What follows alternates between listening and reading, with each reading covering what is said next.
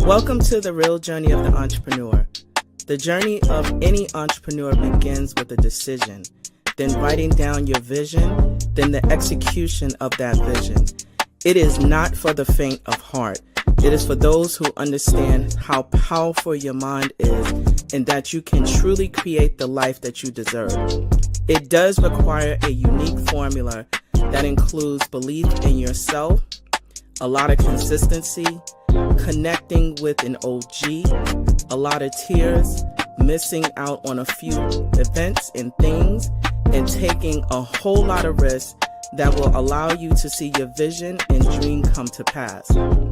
This journey of the entrepreneur is from the perspective of a wonderful mother, a business owner, whose goal is to break generational barriers and normalize the process of wealth building and financial wellness through entrepreneurship, all while creating a social and give back along the way. I am sharing this journey with you and invite you to share this process with me. Let's do this together. It's my own, but you have to feel comfortable to own it. Yeah, absolutely. Right? I will always support you. Thank you.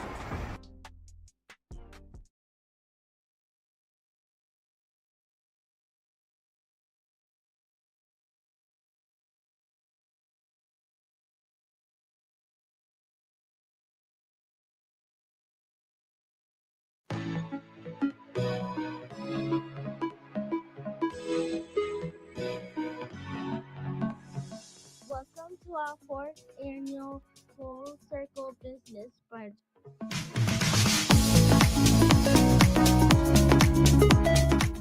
This room is small enough but big enough that you can connect with someone. And that is the intention of the Full Circle Business Brunch experience. Being in business is not a competition. We all can win at all levels.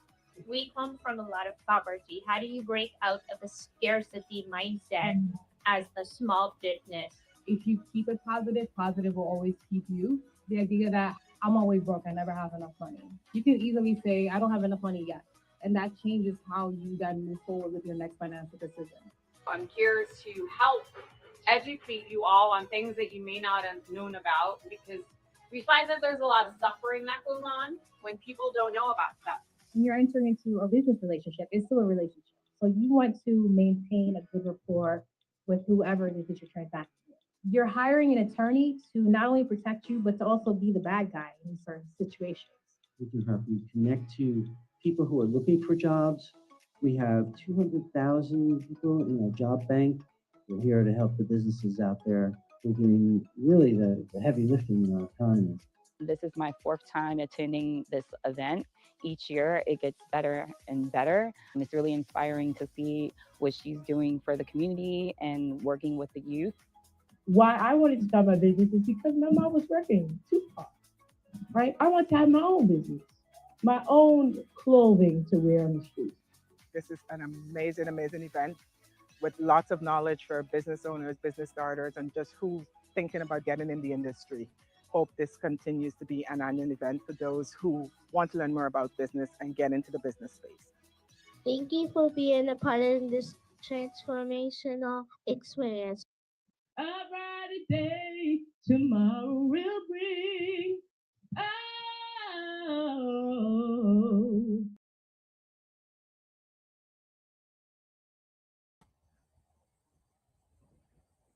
Well, hey there, good people.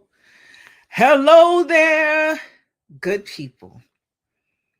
I hope that you are doing wonderful, amazing, well, and that you are challenging yourself to be better in every aspect of, guess what? Your dream, your vision, as you are developing yourself within your vision. Welcome to the Real Journey of Entrepreneurship. My name is Anita Pierce, and I'm excited to have you join us today. This show highlights the founders, the dreamers, the visionaries, and that creating businesses or their own economies that create access to different spaces and also changes lives.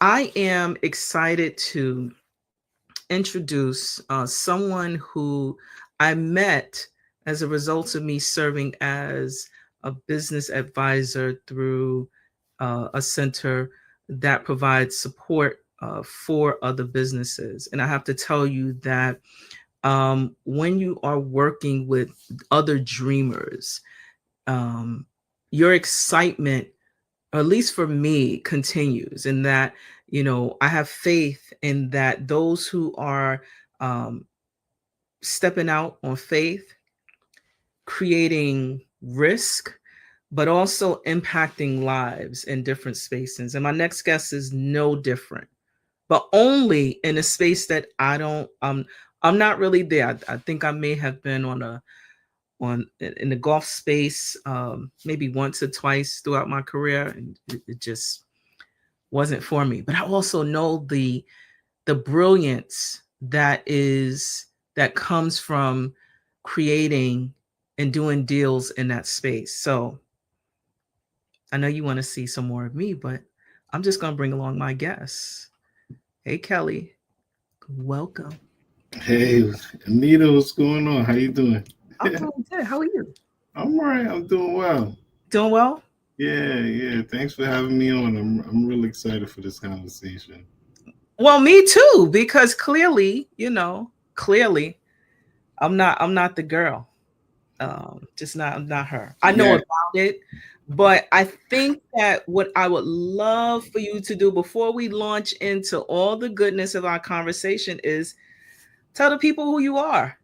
Okay. All right. So my name is Kelley Pierre. I'm CEO and founder of All Access Golf, and what we do, we work to make golf accessible. So we contract with schools.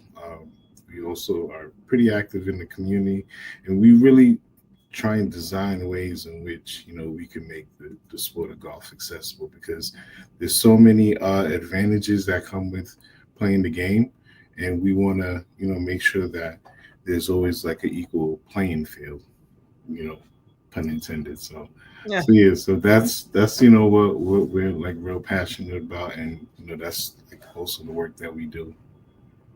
So if I may I share your website? Of course, yeah.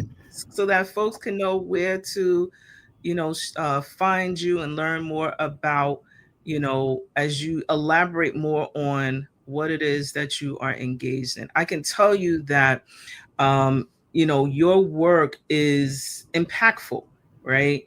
And not only what I discovered just by having our conversations, but, what is really learning the fundamentals of the game, like the real game, right?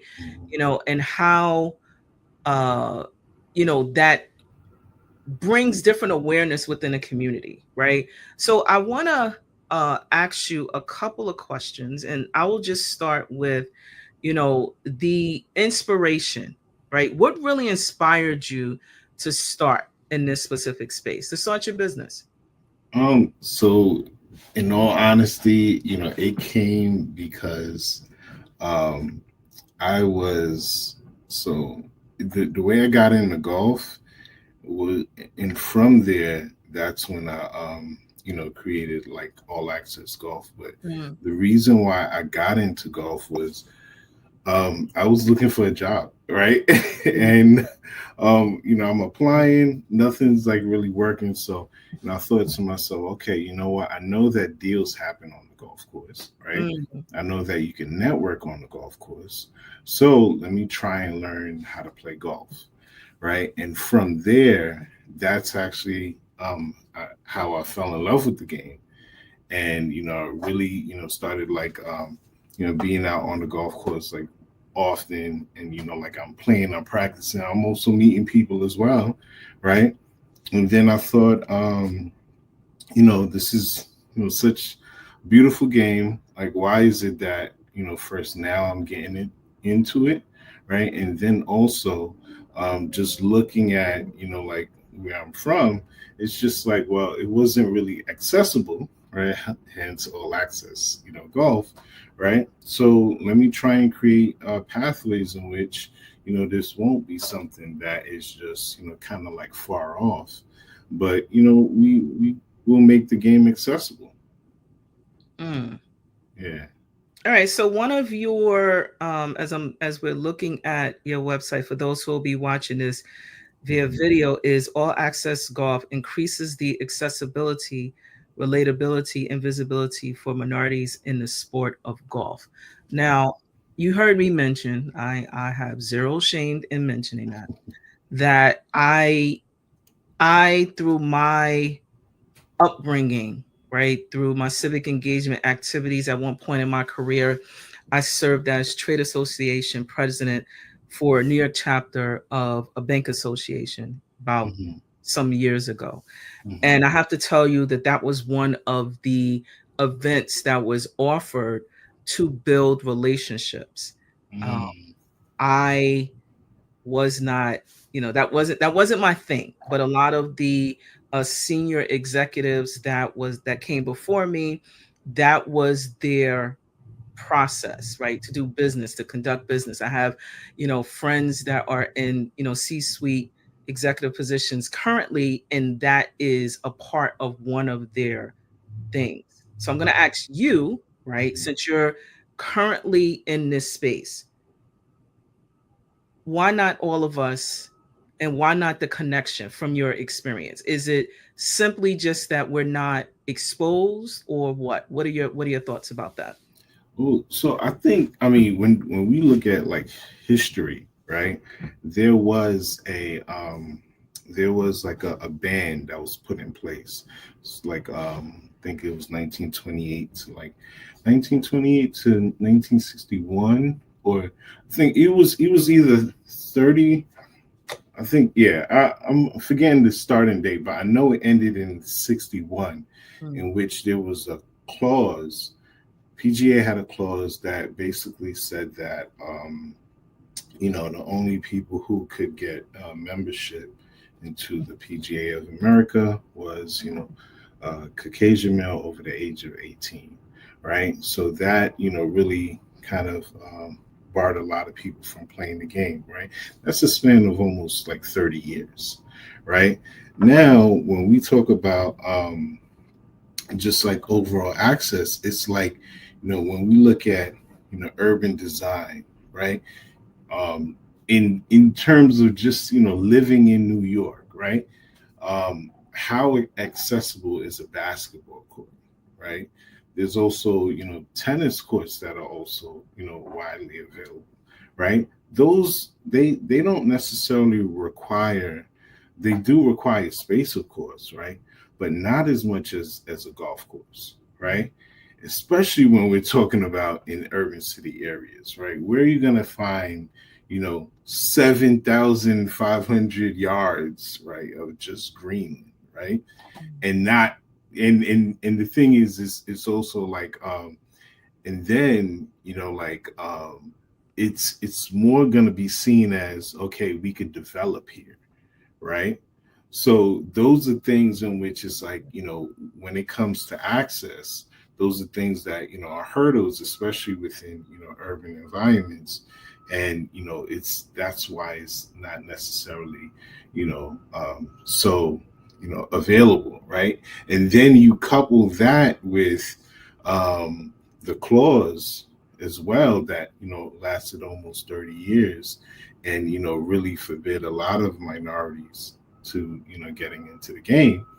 Now you have that, compounded over time, right? So of course it makes complete sense why, it's not as accessible, it's not as popular. It's definitely growing now, and, we see that from the numbers of, the pandemic. There's been a huge rise in just like, golf events and things like that. But from there, that's really how, that disconnect like happened.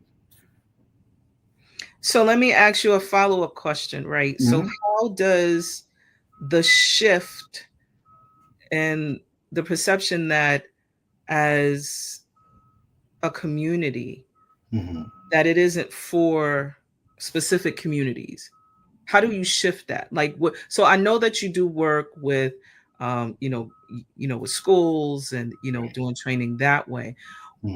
What are some of the mindsets? Like, so I am not a youth. I'm not in, a physical, elementary or high school or college even.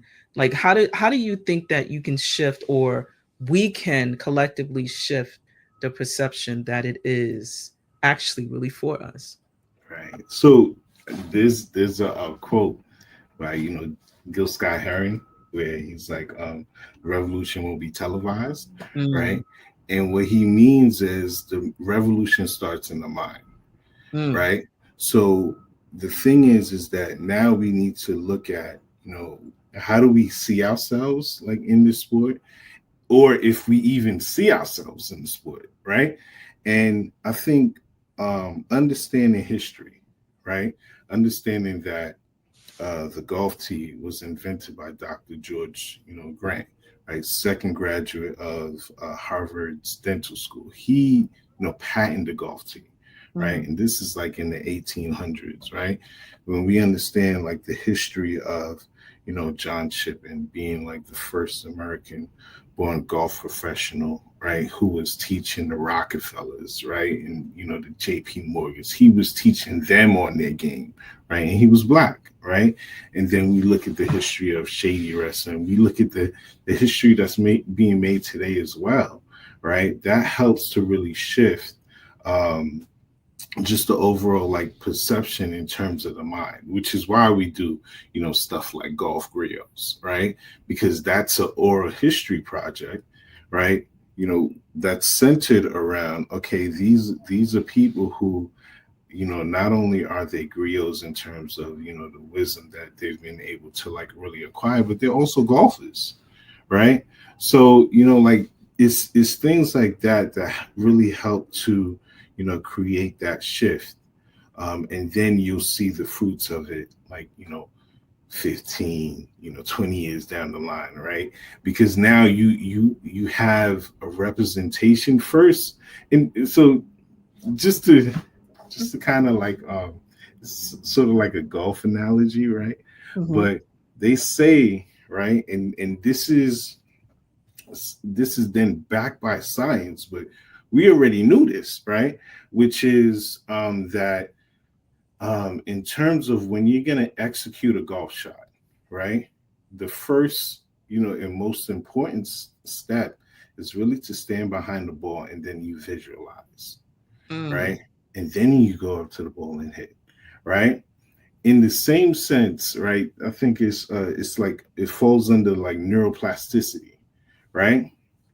So in the same sense, like if we're able to like, first visualize, right, ourselves, and then also understand, those who have come like before us, then, stepping up to like the ball and like playing is no different, So yeah, sorry for the, golf reference, but it applies.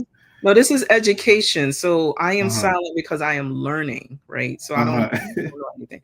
But I wanted to do a follow-up. So since you've referenced the Golf Griot, right?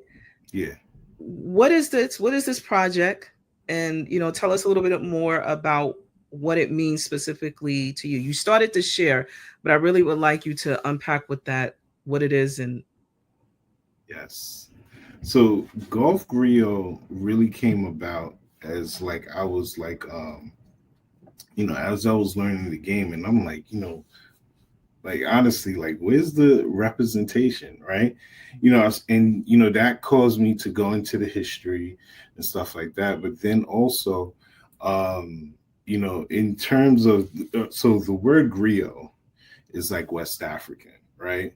And the thing is basically elders who, like tell you about yourself, right? So they'll tell you about, like your lineage. And then, they also tell you stories.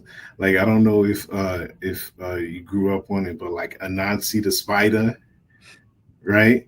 Those are like, stories that are, from like griots, right? But when you look at it, it's like, oh, it's a story being told, but it's also giving life lessons, right? So golf as well, is, a sport in which you learn so much about yourself. Like, the mentality of a golfer is someone who is, really always focused on improvement, right? And it's a solo game. So let's say even if you win, a tournament, you're still going to be kind of critiquing yourself and be like, you know what, I should have slowed down the putt on hole 16, stuff like that. You get me? So it's this constant chase of, always wanting to improve on yourself, right? And, in the same sense, that's similar to like life, right? Like, as business owners, right? We want to look at, okay, you know what?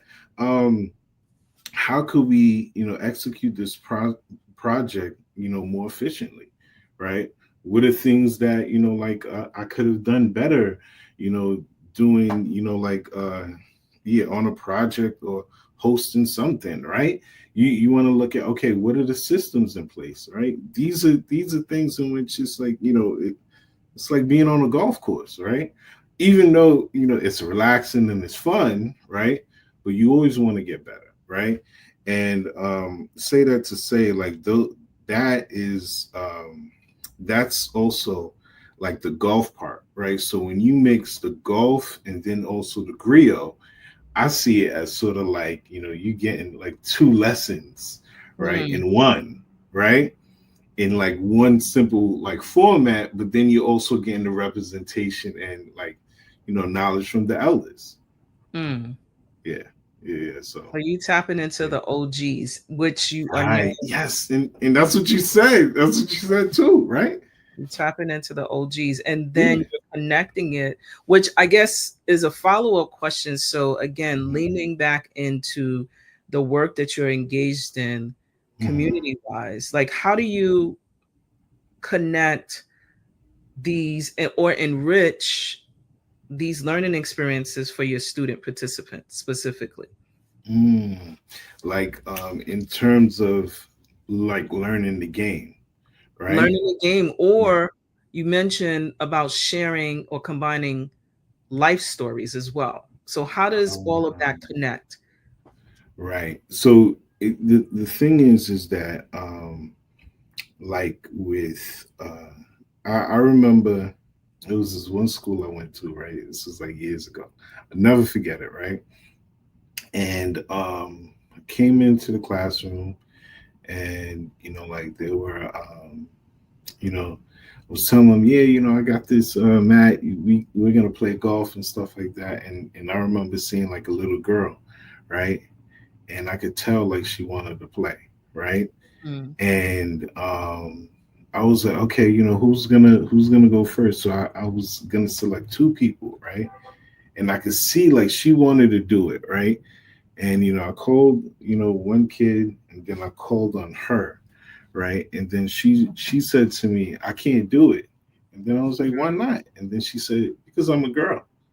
I was like, what? And I was like, wow. This girl was like in the 3rd or 4th grade. Wow. Right?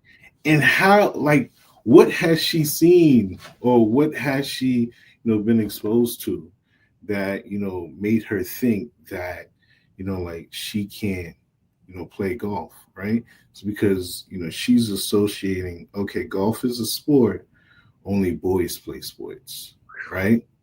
So now I'm like, that's not true. I was like, come up here, right? And then, gets up, teach her, like the fundamentals and stuff like that. She makes the putt, right? She's excited, right? Not only because she played, right, but also because, like, she's like, oh, I could do it, right? That right there, she's taking out, for the rest of her life, right? So it's stuff like that, and that's why the sport of golf is so good, because it's like, it's always about that constant like improvement, right? So now that's just one step that like she was able to like get over, right? That limiting like self-belief, right? And those are ways in which like golf now becomes like real, right? In terms of the work being done in the community. And that is so critical your belief system, your mindset.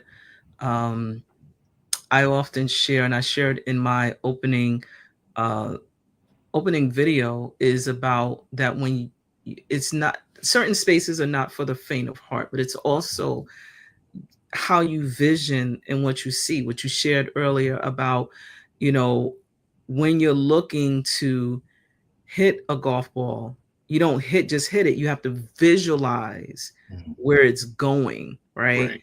And so taking those lessons from what I heard is really a part of your lifelong journey. You got to have a vision on your life, right? Mm-hmm. Yeah.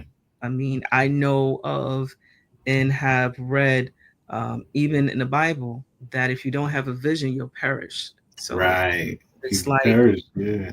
it's like where what are we to do? Our mind, as I also like this, I say this to my daughter, was like, Mhm. your mind is your biggest flex, right? So if Mm. you are, you know, if you're seeing something, you're visualizing something, you are responsible for, if that is what your purpose is, to bringing it to pass, which leads me to my follow-up question, which is about um, systems and strategies that you use specifically within your practice, because um, your business is pretty much, from what I understand, is you are a consultant overall, Mhm.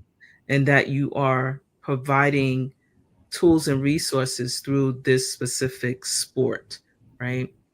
What do Mhm. you use? What are strategies that help you to navigate through all the challenges? I know when we talked earlier, we were talking specifically about right now, this year end. Right now, we're in December 2025, year end.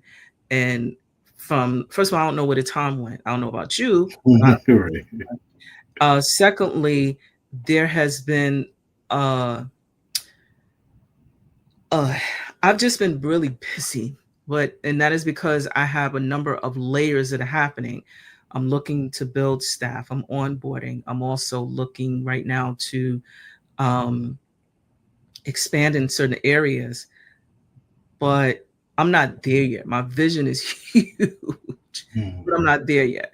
So I share that because, and just curious about, as you are taking, all access golf to the next level. What are you doing to help to maintain stability?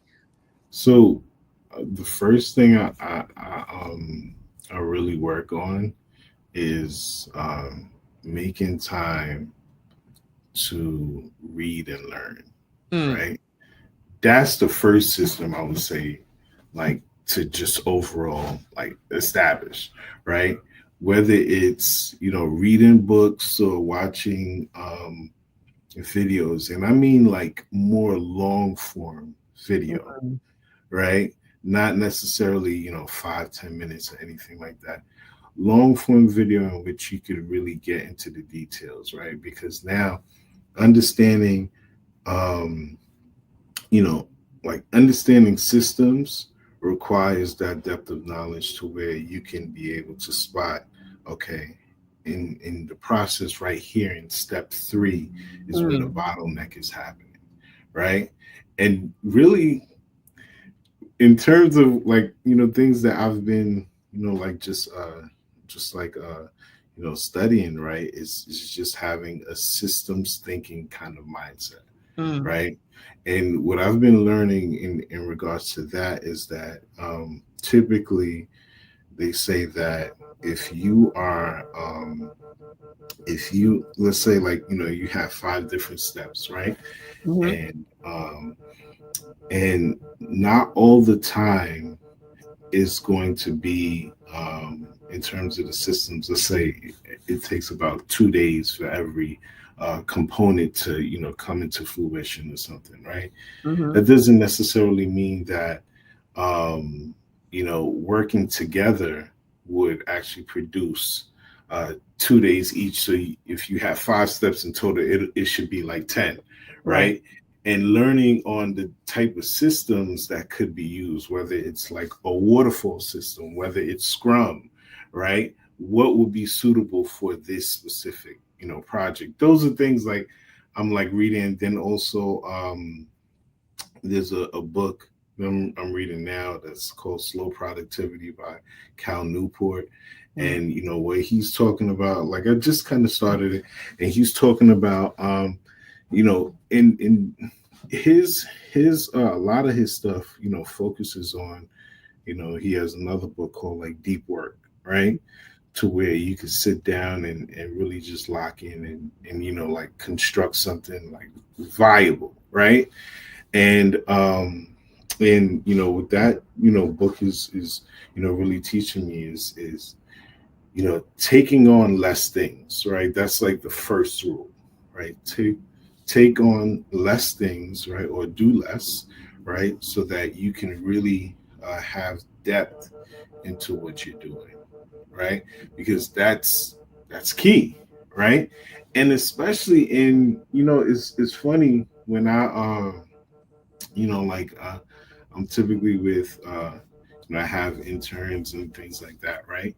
And it's interesting to see how even in the age of AI, right? A lot of times you can tell when it's AI, right? Because it's surface, right?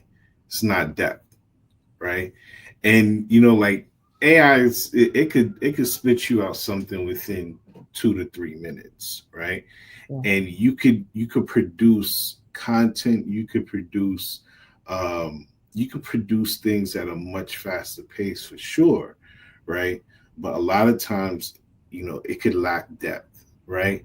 And it seems like what he talks about in the book is pseudo productivity, right? In which it's like, there's a lot of work being done, but then it's like, can you break it down to where it's like, can you break it down into, tiny steps?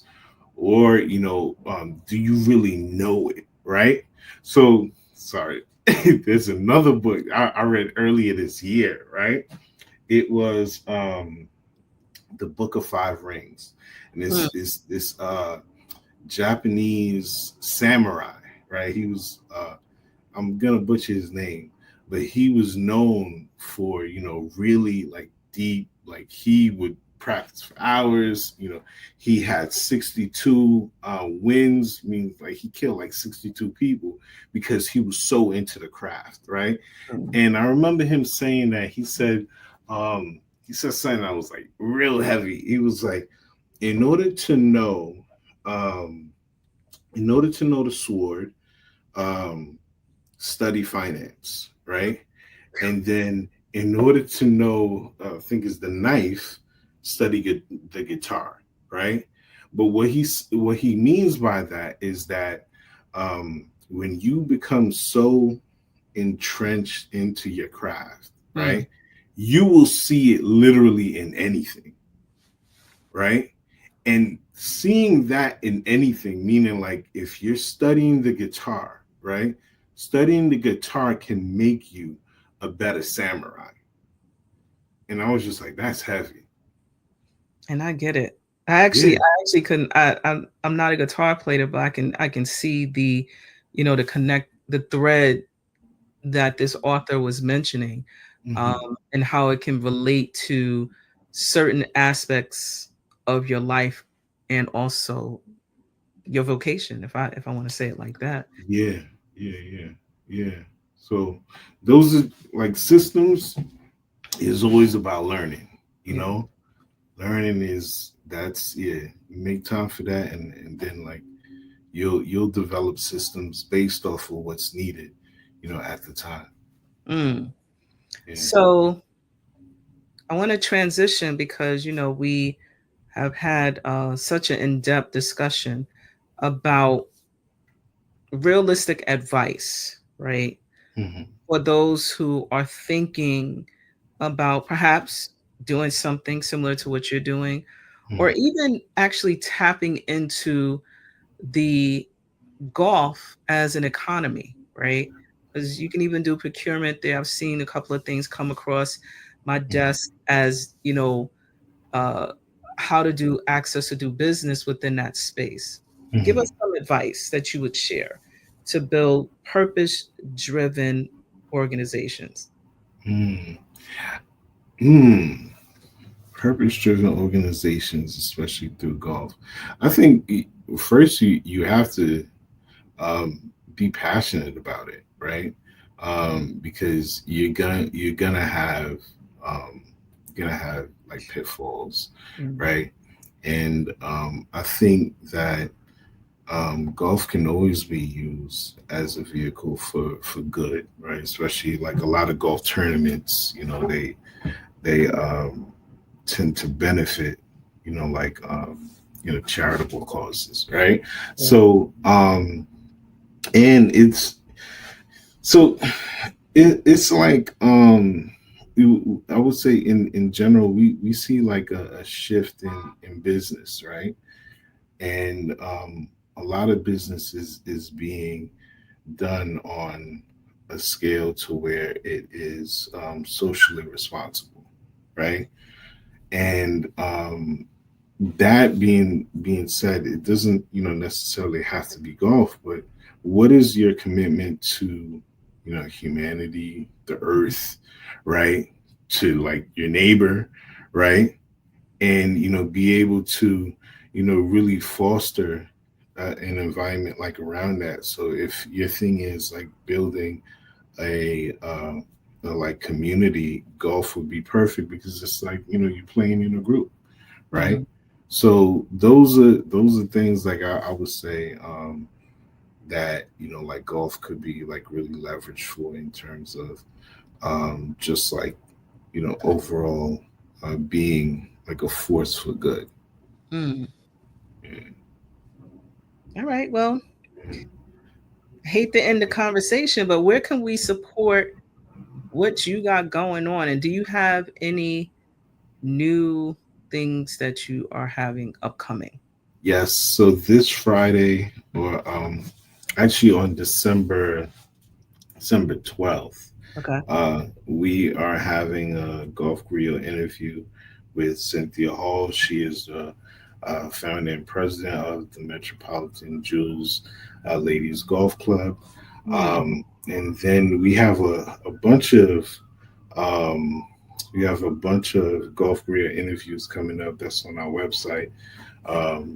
That we have up until about like May. And you can follow us on Instagram. We're also on LinkedIn and also our YouTube channel. Our YouTube channel is where you'll see more of the Golf Griot interviews, like in full, as well as some of the work that we've done. Whether it be Blacks in Golf, the miseducation of All Access Golf, but those are things in which you could definitely check out and stay connected.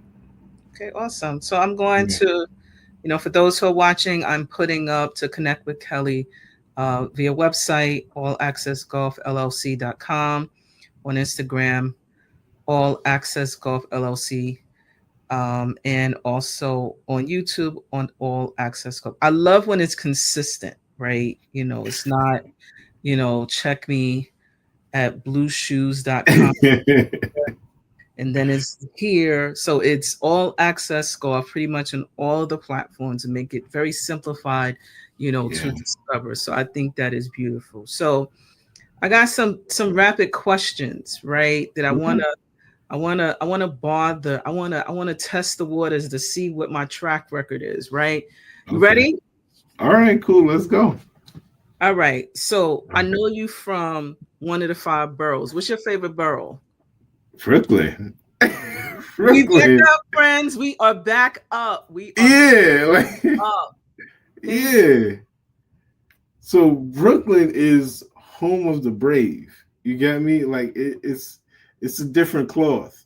You get me? And a different cloth and a different thread count. You notice the lingo started to change a little bit. You get me? You're right. So I'm interpreting the lingo of Brooklyn. Shout outs to Brooklyn. Yes. I'm a Brownsville, Brooklyn native. Brownsville bred, right? Yeah.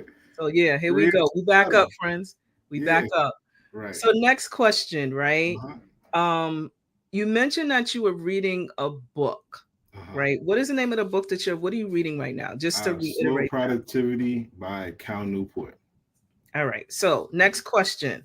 Are you a driver or are you a putter? Putting. Okay. Yeah. Just that's all thing. Oh, so you see, the thing is this, right? Um, there's a common phrase, or like what is it, like a, yeah, phrase in which they say you drive for show, you putt for dough, right? And like that's the driving is the pretty stuff, Oh, right? But putting, that's where, like that's where you could lose the most, mm, right? Because you could use irons to get onto the green, mm. right? But putting, that's a whole different thing. But yeah, putting for sure. So are you wearing I'm gonna specify, you wearing the J's or you wearing golf shoes? So I all right. I so I didn't yeah, I didn't really grow up with Jordans, right? Yeah, yeah. What I would like to see though is if they could come out with some ACG boots for the golf course. That would be dope. But if not, I'm going golf shoes. Okay, that sounds like you need to be figuring out how to pitch something somewhere. All right. If that's what you're visioning, or figure out how to create something or something similar like it without Yeah. infringing on any trademarking stuff. So Yeah. that's for you to design.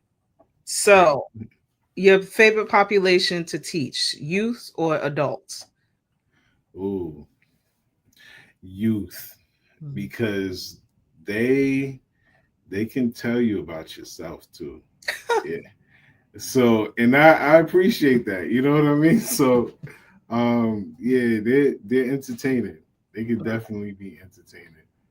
Yeah. All right. Next question. If you can play 9 holes with anyone in history, anyone, one, Just who is one it? person. Mm, Not a crew, just one. okay. Who is it? Marcus Garvey. Why? Because what I like about him is like how he in terms of like basically building your own, right? And I like what he did with the Black Star Line, and even though there's the early starts of COINTELPRO and stuff like that, but what he did in terms of revolutionizing the minds of Black people during that time, like the second to that is Elijah Muhammad. You got me? So he led one of the greatest movements, and that's why be able to like just pick his brain and yeah, and play with him. That would be cool. That will be cool. Yeah. And Kelley, I want to thank you so much from Thank you. another Brooklynite to Yeah. another Brooklynite, because we back up, because I was very concerned for quite some time. I've had all the boroughs, but I always say Brooklyn is where it's at. Right. And so I want to thank you so much for sharing your vision, your passion, and the real work that you are engaging in around All Access Golf. Thank you for, allowing us to learn from a historical perspective, and that it really is a space where if you're interested, just launch into it. And to our listeners, that it is a space here that we try to provide information. We are having a very light but educational opportunity to be able to learn about something that you did not know. So, Kelley, until such time, see you later. All right. Thank you for joining. All right. Thank you. So, friends, family, thank you for watching today. This is just another episode where we are unpacking aspects of different economies. As I mentioned, Kelley is, inspiring us to get and launch into the space of golf for youth and for adults, but also considering it as another way to build relationships, right? So we always talk about the importance of, connecting the dots in different areas. I saw something recently, as I mentioned, is a request for a proposal specifically for women who are in the space of golf, right? I thought it was fascinating because there was so many opportunities to work in this space: photography, consulting, um, videographers, those who provide, food services. They're looking to build an economy, that is very specific to this demographic. And I love it, right? I shared it, to a number of individuals who are a part of my network who may be interested in transitioning into that space. So it's all about figuring out what you want to do, how you want to do it. But also what I super love is the fact that, there is a continuum process of improvement through reading, right? Reading is not a lost art. I have been, super excited to become more engaged with different libraries within the city. I'm kind of like a book nerd, and are actually really getting back into that space of sitting down and actually reading, and prioritizing, filling my mind with the pages and the lines on books. So with that, I want to share, right, one of the books that I am engaged in is called The Black Family Who Built America, the McKinsacks, 2 Centuries of Daring Pioneers. Author is Sharon McKinsack Daniel. And why I'm so fascinated, because as most of you may know, but if not, I have been working in government contracting for quite some time. And it has its ebbs and its flows and its challenges. But I was so inspired. Actually, I'll show the book. I was so inspired, just with some of the stories of, what Ms. McKenzie had experienced through her process, through her family, and taking over, the family business that has been built for centuries. But there was some very, lessons for me, in certain spaces that I am now entering in, that I took the resources and tools from the book that is here. So, if you are, in some downtime, in that, you have, ideas, books are not a lost art. There are a number at an author that I interviewed as well, friend of mine that shared, his personal journey about being diagnosed with a terminal illness, right? So, reading a book, can provide you with, tools and resources to help you to navigate and also answer a lot of questions based upon the author's experience, right? So tap back into the libraries. They're around. Books are, in full abundance. And you have some libraries that are, specialized and specific to businesses, but all of them can connect you to the resources that you are looking to launch into. So I want to thank Kelley for hanging out with us today, and catch us, because we still out here trying to do the good work, right? But I also want to share that we have a couple of webinars that are coming up. We had a summit that we held, which again, when I think about the year and where it has gone, excuse me, it went fast. So, excuse me.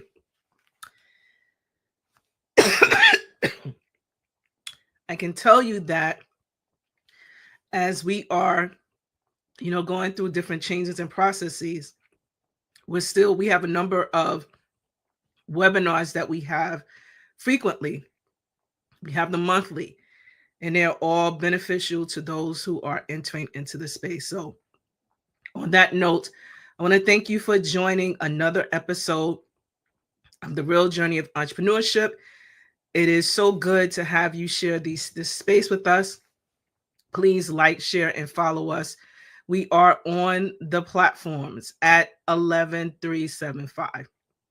So if you want to connect with us, please be sure to like, share, and follow us. We're at 11375 on all the platforms. And if you are, interested in connecting with us through our webinars, please do not hesitate. You can log in, jump out, and log back in. So I want to thank you so much for taking time to check us out. Take good care. See you again soon. Welcome to 11375. My name is Anita Pierce, and I am your Chief Experience Officer. At 11375, we offer strategic alignment solutions specific to you and your business goals, and also connecting everything with social impact. So if you are looking for a really amazing organization where we help you to focus your strategy and connecting it with social impact, please do not hesitate to reach out to us. We are on all the social platforms, and you can contact us at 11375.